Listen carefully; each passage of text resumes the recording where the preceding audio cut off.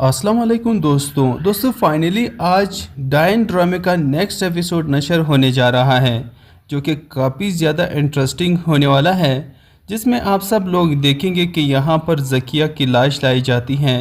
यहाँ पर जावर शाह उसके आखिरी दीदार करता है और साइड पर जावेद बहुत ही ज़्यादा परेशान रो रहा होता है कि ज़किया ऐसे कैसे अचानक जा सकती है।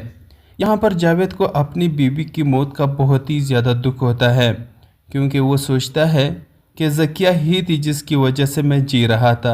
अब ज़किया ही नहीं रही, मेरा जीने का भी कोई मकसद नहीं रहा, क्योंकि वो जो अब तक ऐश व इशरत की ज़िंदगी गुजार रहा था सिर्फ़ और सिर्फ ज़किया की वजह से ही गुजार रहा था। लेकिन अब चूँकि ज़किया ही नहीं रही, तो अब इनसे जो ऐश व इशरत वाली ज़िंदगी है वो छीन लिया जाएगा।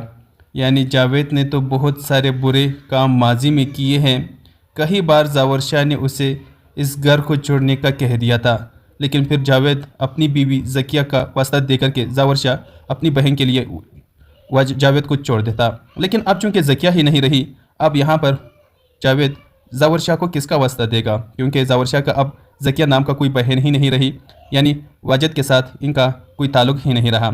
जावेद बहुत ही परेशान है ये सब सोच सोच कर कि अब मेरी ज़िंदगी अजीरन होने वाली है, मेरी ज़िंदगी तबाह होने है।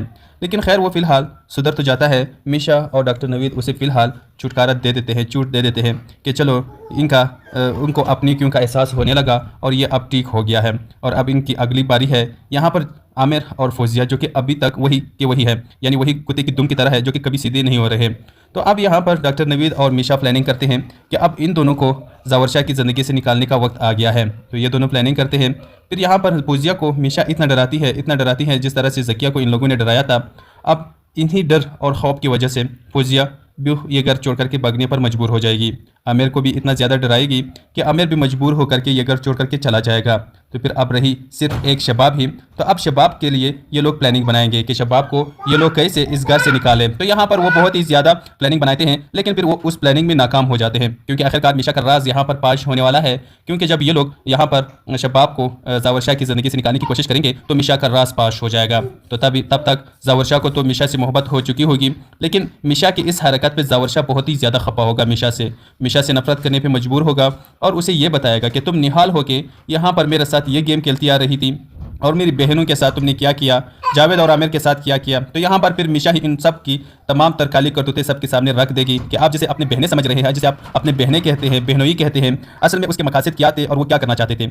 उसने तुम्हारे बेटे को कई बार मारने की कोशिश की, यानी तुम्हारा बच्चा जब मेरे पेट में था तो तब इन लोगों ने मुझे कई बार जहर देने की कोशिश की ताकि मैं मिसकरेज करूँ, यानी मेरा बच्चा ज़ाया हो जाए। लेकिन ये नहीं चाहते थे कि तुम्हारा कोई वारिस हो। शबाब अब तक जमा नहीं बनी, इसके पीछे भी फौजिया का ही हाथ है। वो उस आमिर बाबा से मिलने चाहती थी और उनसे तावीज़ वगैरह पता नहीं क्या क्या चीज़ें लेकर आती थी, जिसकी वजह से आज तक शबाब माँ नहीं बन सकी। ये सारी फौजिया की चाल थी। तो यहाँ पर जावेद जावर शाह कहता है कैसे कैसे हो सकता है। फिर यहाँ पर मजीद वो बताता है कि निहाल को मारने की कोशिश की, यानी मुझे मारने की कोशिश की। नूरी अब तक जो गायब है वो कहाँ है, वो कहीं पर भी नहीं गई, उसको मार दिया गया है, उसको दफनाया गया है पुराने कब्रिस्तान में। मुझे भी वहाँ पर दफनाया गया है, लेकिन खुशकिस्मती से मैं उस टाइम जब मुझे दफनाया जा रहा था, ये लोगों ने जिन बूढ़े बाबा को मुझे दफनाने के लिए दिया था उसको तरस आया और मैं उस टाइम होश में आया और उसने मुझे बचा लिया और मुझे डॉक्टर नवीद के हवाले कर दिया। तो डॉक्टर नवीद मुझ पर मेहरबान हो गया और उसने मेरा इलाज किया, मुझे नया चेहरा दिया, मुझे नया पहचान दे दी। अब मैं आपके सामने हूँ। तो इस तरह से मीशा फौजिया और ज़किया के तमाम करतूतें यहाँ पर जावर शाह के सामने रख देगी और फिर इस तरह से जावर शाह की आंखें खुल जाएगी और वो मीशा को माफ़ कर देगी और अपनी ज़िंदगी में वो उसे एक्सेप्ट कर लेगा। अस्सलाम वालेकुम दोस्तों फाइनली आज डायन ड्रामे का नेक्स्ट